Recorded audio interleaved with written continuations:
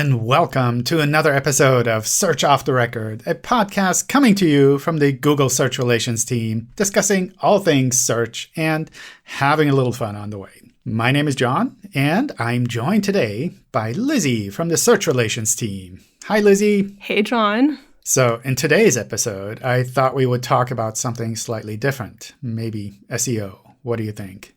Slightly different. That implies that we've been talking about non-SEO things this entire time for the last how many episodes? We're almost at 50 episodes.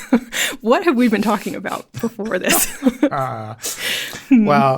So Lizzie, you run the Search Developers website, which is kind of our place where we document everything around SEO, our best practices, the whole guidelines, all of the information about structured data, how you should set all of that up. And for that, we probably also have to do some SEO, right?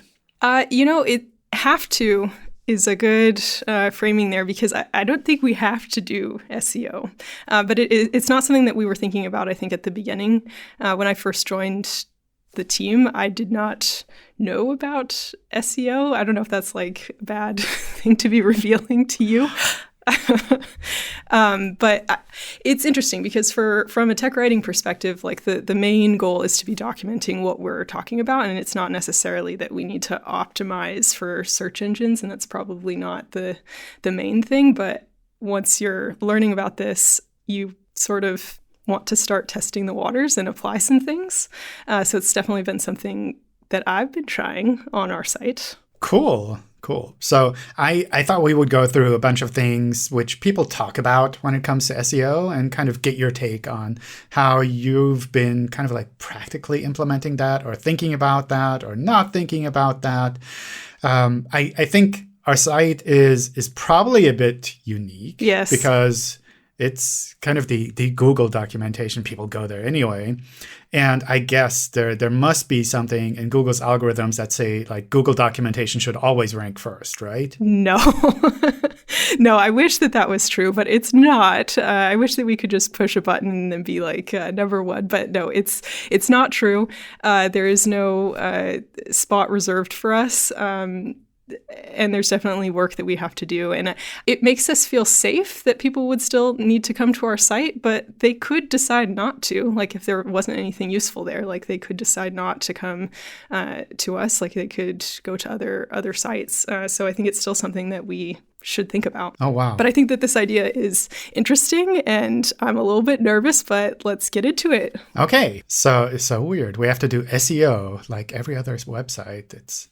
I know. SEO about SEO content is also very weird and meta. And now we're doing an SEO audit about the SEO audit. Oh, yeah. Potentially. Oh, yeah. Like, I don't know. What was that? Maybe 5 or 10 years ago, we did an SEO audit of our documentation.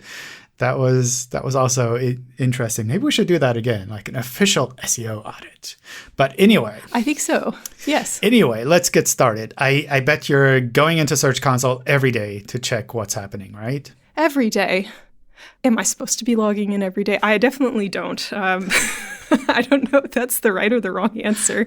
But I do know. So Josh Cohen, the technical writer on the Search Console team, he has a document about how often you should be checking Search Console depending on your usage patterns. And he does say that you don't need to be doing it every day. Okay. I log in sometimes to kind of see like periodically. I think that every day is a little bit too much. Sometimes I'll log in to investigate a certain thing if I'm curious if something has moved. Like maybe I implemented something a while ago and I want to see for a particular page, or I'm just curious about if a recent update affected our content. I might look and see what's been happening over the course of the last few months. But I think every day is a little bit too often. A little bit too much? Okay. So what do you look at in Search Console? Is it just the performance, or do you check the links? Or I mean, I definitely look at the general performance to see, like, is there anything weird? Like, sometimes it could be like a big spike from some weird thing. I think recently something that confused me was a spike for our page about best practices for website testing. So we have a document that's about, like, if you're running an A/B test or something like that, if there's any best practices that you should consider when doing that for your website so that you don't mess up whatever's happening in search. And we got a huge spike of traffic coming to that page for some reason. And the search query was Google SEO, or no, Google search test. And I wasn't sure if this was the right, like, what are these people looking for? And why is there a sudden upsurge in this search query? Just like baffled me. And this is maybe something that happens kind of frequently because we tend to show up for odd things sometimes for some of our pages. Like for our video structured data page, we are like showing up for the query video or like watch videos, which is like, what are they looking for? I'm not sure. Probably not the developer documentation, but... Probably not. Like structured data, like come right here to add video structured data to your page. I don't, but maybe we can convince them. It's like, so you're looking for an entertaining video, but how about you make a website instead? Yes, we trap them. Cool. What about other SEO tools? Do you use anything else? I recently got Screaming Frog. So for the last couple of years, I've been bothering you about this, which I don't know if you've been like annoyed by that or not. But every time I had a question for, can you generate a list of URLs that have this thing? Or like I'm looking for everything that was missing a title on this page, this kind of thing, I would just bother you because I knew you already had it set up and I was maybe lazy, I guess. But I finally went and got the license and set up the tool, and I can't believe I didn't do it sooner, to be honest. Okay. Because now I have a whole like pile of stuff that I can sort of search through. So I went there because I needed to generate a list of all of our titles and descriptions for all of our Japanese pages. And I needed to export that in a big table. And I thought, well, this is probably the only way that I can go and get that information.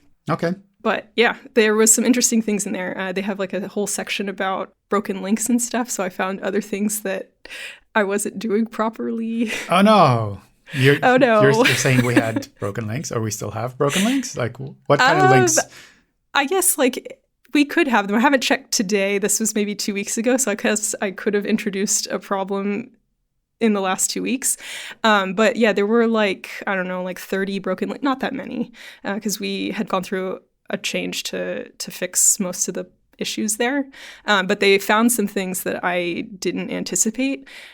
So back when we moved our blog over from Blogger, migrated it, I think it's been almost 2 years now since we did our whole merging and rebranding and everything. We migrated all of the localized blogs too, and we had to match the URLs. Sometimes the URLs were translated, and then we had to go find like the parent English version so that they would all be synced up to have the same URL, so that when you toggle between languages that it works properly. So that was a whole rabbit hole to find where is the match for this page, and if there wasn't a match, like what do you do? But the broken link checker thing found a list of URLs that I had either had a typo when I was making that map, or it found this weird bug that we had where we were missing, like it found the broken links. Every link, it was a URL that ended with the letter M. And the M was missing.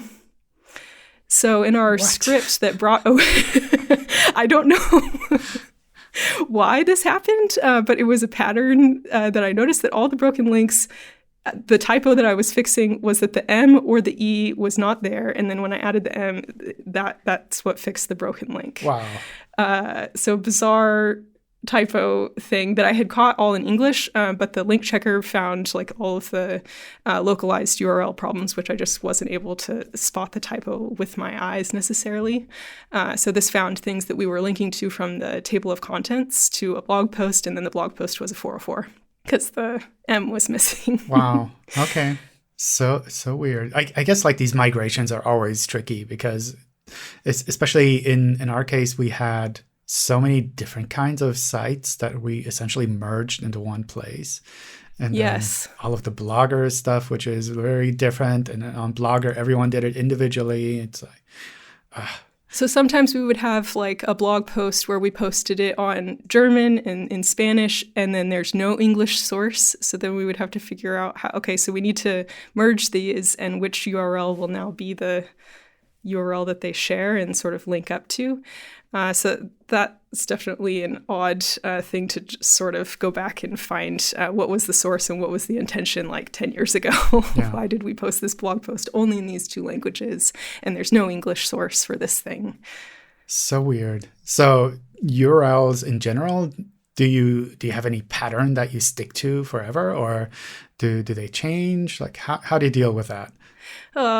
So over the course of the past few weeks, we've changed our structure again. And I think this might be like the 3rd iteration of just management, I guess, from an internal perspective, how we are grouping things, because I don't think it matters a lot. Maybe you could correct me if that isn't true, but I don't think it matters so much externally, but internally managing, okay, this content is here in these directories. It makes more sense to group them in a certain pattern. And so we were following the structure, I think, at the beginning when we didn't have so many pages on our site. We were just grouping them underneath like a guides directory. It was just like everything went into guides.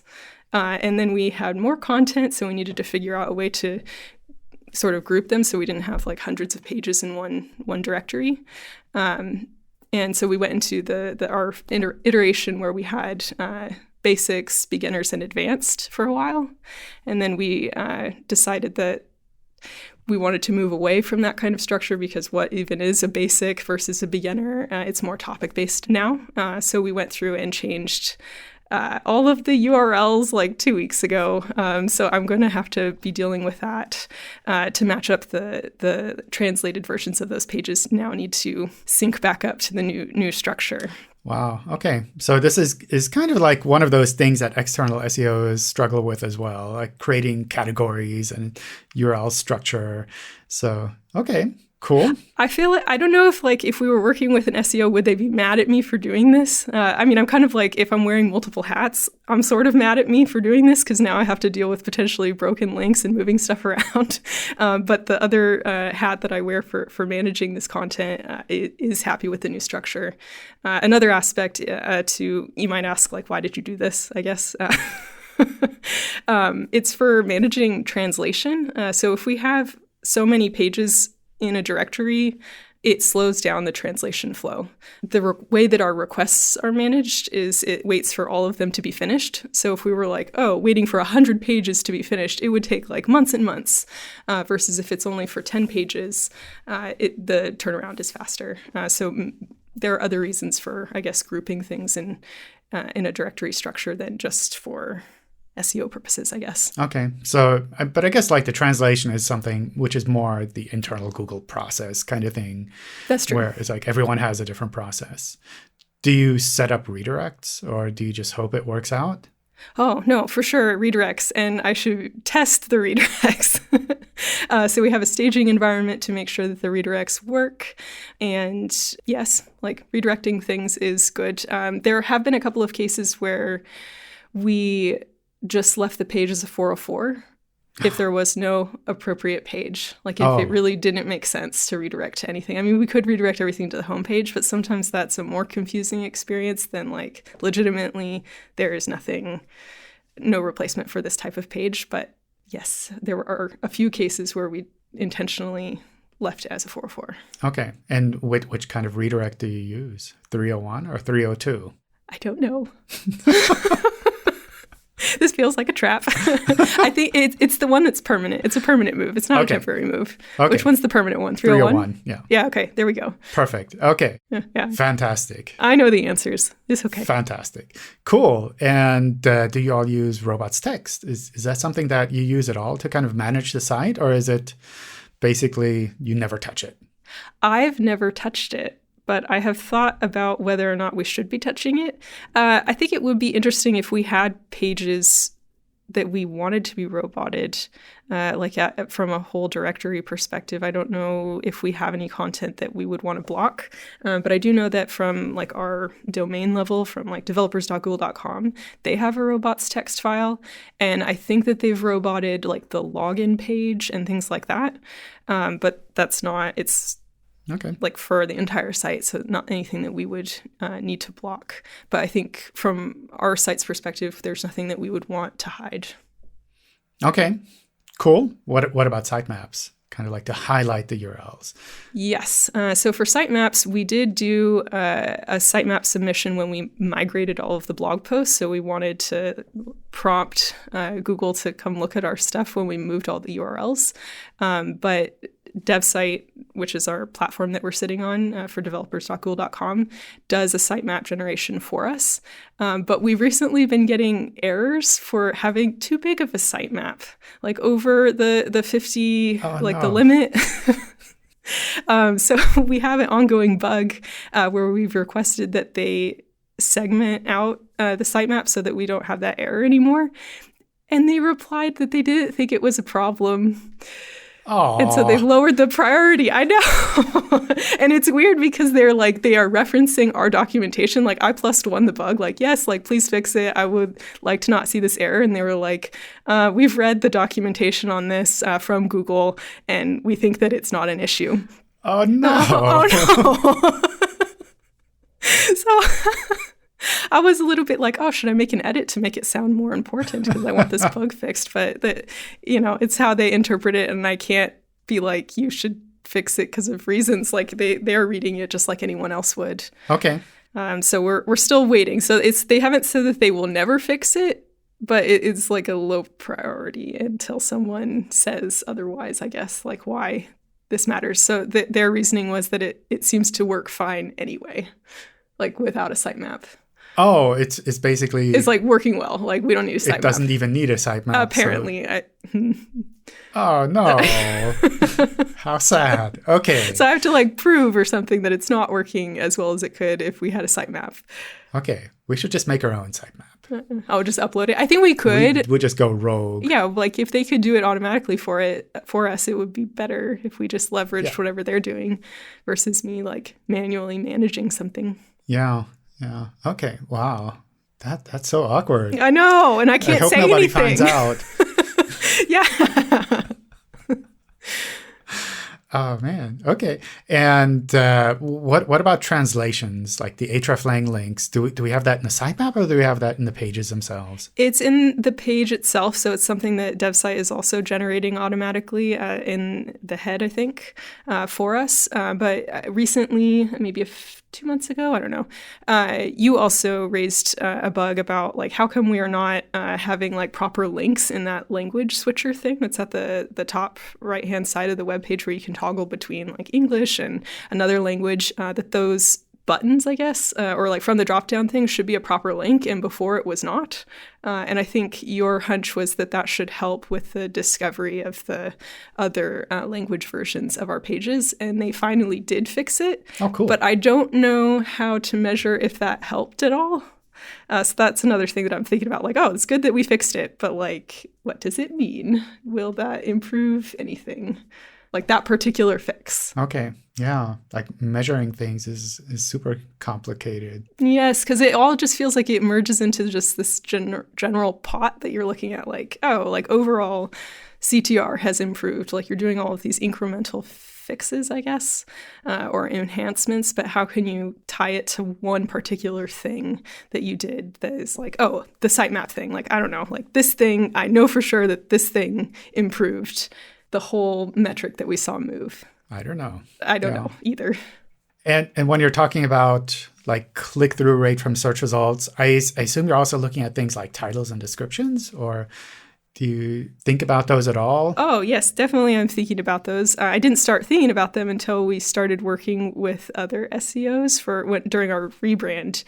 We worked with the SEO external agency to see like what did they have to say about our site and anything that we could be doing to make improvements.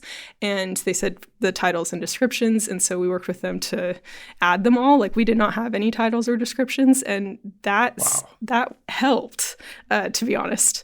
But I still see like the titles being rewritten sometimes.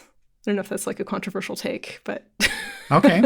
Sometimes it even happens to us. Yes. So sometimes they will like drop the Google Search Central part and put in Google Developers. And I'm like, no, I want it to be like Google Search Central, but we sit underneath the Google Developers branding, I guess. The same thing with like the favicon. Like I would love to set our own favicon logo to show up, but we can't. Oh, yeah. Because it's only set at the Google developer level.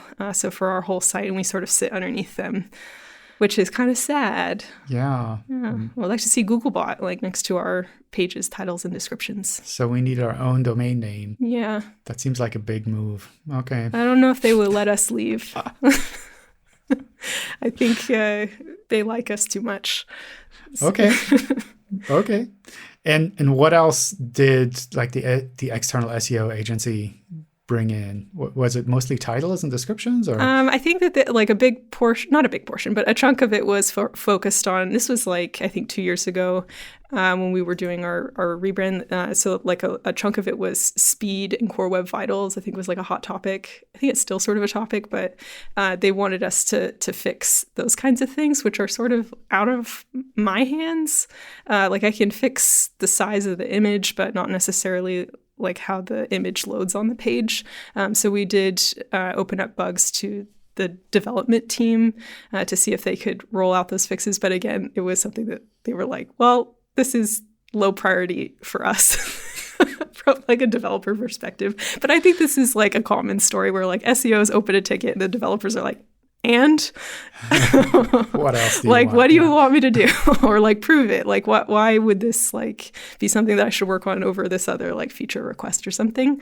So they did not do anything. So I think we might still be scoring poorly with our speed and loading. And like I mean I see it sometimes even just visually, like we load our homepage and it's like paint like slowly behind the background and then the front, which is oh man, I wish it was better. Did the SEO folks check the links to our site and kind of disavow any of the shady links? No, this never came up actually. What? No, like they did not. I mean, would this be like, oh, they would give me a list of sites to go talk to or something, like, hey, stop linking to us? Or kind of. Oh. Yeah, it's like the shady links to the site. It's like maybe like a previous SEO went off and bought a whole bunch of links for the developer documentation.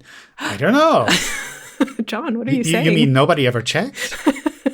No, nobody ever checked. Should I be checking? Checking the links report in Search Console. How would I know if it's a shady link or not? This sounds like such a naive question. Am I like revealing myself to be? I think that's always the problem. It's like you look at it and you're like, oh, this looks like a spammy site, but is it bad or not? Yeah, I mean, like how much of it is it a problem? Because I would assume that like people are linking to us for like, oh, like they have to mention the webmaster guidelines or something. Like, is it really up to us to say like, hey, stop linking to us in this way or something? I mean, from a practical point of view, usually it's more of an issue if we or someone on our side went off and actually bought a whole bunch of links in the past. Who would do that? Yeah. I mean, it kind of implies that people on our side were looking at the links to the site. And it sounds like, well, nobody's even looking at the links to our site. So it's unlikely. No, I mean, I look at it sometimes, but not from like a shady perspective, more like I'll be like, oh, I'm getting a lot of like negative, like hate mail from this page. Like people are really upset and writing in like really mean comments to our feedback tool. And then I'll look to see like, where are these people coming from? Why are they so upset on this one page? And usually it's like, oh, they're coming from like some help page or something inside Search Console itself, and like they were set up for failure. Like now the page has been redirected so many times. Like the button was like submit URL or something, and so of course, like as a user, you'd be like, oh, okay, if I click this button, I will be able to like submit the URL. Like something will happen, and instead the button takes you to my page that's like a documentation page, and they're like, what the heck? Like rightfully so, you know? Yeah. And so I will look at that. I guess to see like where are they coming from, to see like what could make these people so upset, but it's never from like somebody bought links to make them upset, I guess. No SEO thing. What about links on our side? Do we have things like nofollow links in our documentation? We do. So we have some nofollow links in our case studies. So we've put something there, I think more for like the fairness angle. Okay. That like we're publishing this case study, but we're not doing it as like an exchange or anything. Okay. Cool. Okay. So we do think about links. And sometimes people put like weird stuff, like, I don't know, rel author or something. I remember a bunch of those. Yeah. So I've seen some interesting things inside the links in old blog posts. Seems like there was a trend for a while to put fun things in the links. Fun thing. Did you take all the fun out? No, I left them there for historical accuracy. Like it was a thing for a while. Okay. Links to my Google Plus profile. Sure. Ooh, fantastic. That's it. That's an interesting point, though. Like the 404. So people will write in to say, like, hey, this post from 2005 has broken links. How dare you? And it's like, this is from 2005. Like, the tool doesn't exist anymore. Like, what? Why are you even here? Like, what is even happening? And so we'll put our current solution to that is to put a banner at the top that's like, hey, did you see when this was published? Like, we wrote this a while ago. Some of the stuff might be broken. Like, some of the images might not look like what you would expect, like, webmaster tools to look like today, that kind of thing. And I don't know what to do in that setting. Like, would you keep it for historical accuracy? Like, this is what they were linking to at the time in case you wanted to go back and see what that actual link looked like in the Wayback Machine or something like that? Or would you update that to be something that's like, well, this is sort of how you would do that nowadays. Yeah. And it's maybe changed a little bit. So that's sort of a quandary, I think. Yeah. On my blog, I have it set up to automatically link to the Wayback Machine. Oh. The blog posts are like older than, 5 years or something.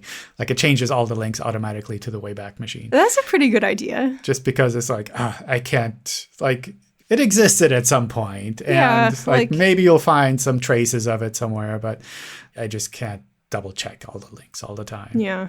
So how can you tell that you're doing SEO right? I mean, I don't want to say this because I feel like this is the bad answer, but it depends. It depends on which thing. Like if it's the links or if it's the structured data, like what thing that you implemented, there's going to be a different thing that you would look at to see if it had any effect.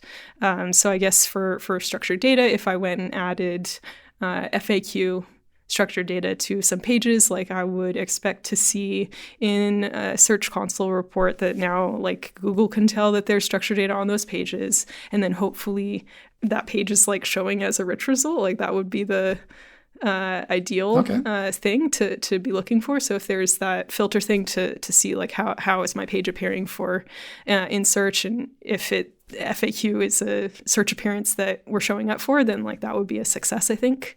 But sometimes that doesn't happen. Okay. So you look at, I guess, like overall traffic to see that it's more or less stable, or are you trying to get more, or? I think like it would be nice to get more, but we're generally doing so many things at the same time that I think that the net neutral is like what I'm aiming for, because we've got cleanup efforts where we're like deleting old pages, merging things, cleaning up things on our site. So I would imagine like traffic could drop from that perspective. If we were getting traffic to like 5 different pages and now we're like, actually, this is the one page that people should be looking for. We might see a drop for that, but then we will publish some blog post about like an update or something that is very interesting to people. And then we get a huge spike from that. So it ends up sort of balancing out to be a little bit above net neutral, but net neutral is what I would be happy with. Okay. That we're not like dropping.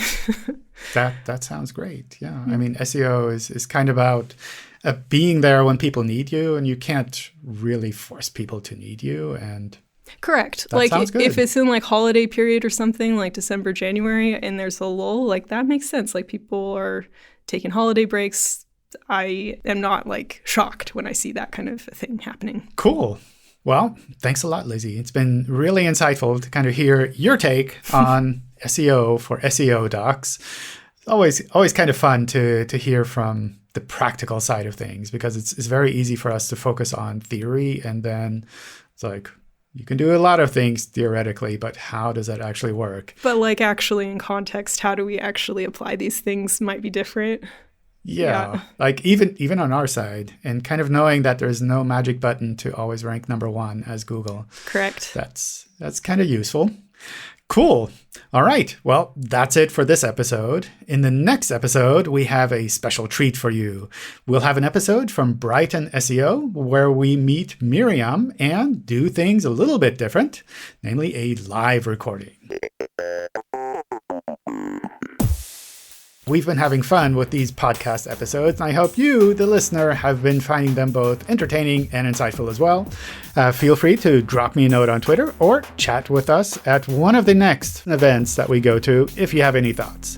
And, of course, don't forget to like and subscribe. Thank you, and goodbye. Bye.